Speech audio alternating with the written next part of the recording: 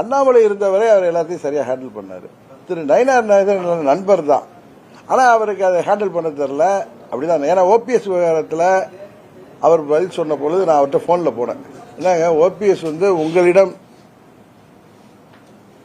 Phone பண்ணியிருக்காரு 2 முறை, உங்களுக்கு மெசேஜ் போட்டிருக்காரு, ஆனா நீங்க இல்லைன்னு சொல்றீங்களே, என்ன நயினார்னு கேட்டேன். ஏன்னா எனக்கு பழைய நண்பர் தானே அந்த உரிமையில.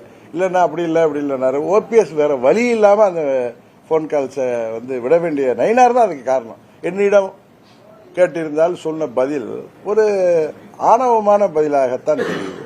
அதற்கு நானோ பன்னீர்செல்வமோ கட்டுப்பட வேண்டிய அவசியம் இல்லை. அதனால உடனே நான் போன்ல போனேன். ஏன்னா பன்னீர்செல்வம் ஓபிஎஸ் முதல் நாள் நான் இங்கதான் இருந்தேன், எனக்கு போன் பண்ணி சொன்னார், மாண்புமிகு பிரைம் மினிஸ்டர் எங்க தூத்துக்குடி வந்த அன்னைக்கு, சார் இது மாதிரி இருந்துச்சுன்னு சொன்னார். நான் விட்டுட்டேன். இவர் பதில் சொன்னார்ல, என்னிடம் கேட்டிருந்தால் சொன்னப்ப நான் உடனே போன்ல போனேன்.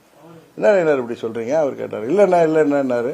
இவர் திரும்ப திரும்ப அதில் நின்னதும் பன்னீர்செல்வம் அவர்கள் அந்த இதெல்லாம் அது உடனுங்கிற அவசியம், இவர் பதில் சொன்னதுனால வேற ரொம்ப நாகரிகமானவர். அவர் நயினாரும் காரணம் இல்லை, யாரும் காரணம் இல்லை, எங்க தொண்டர்களும் தான் காரணம். ஏன்னா அவங்க யாரும் விரும்பல.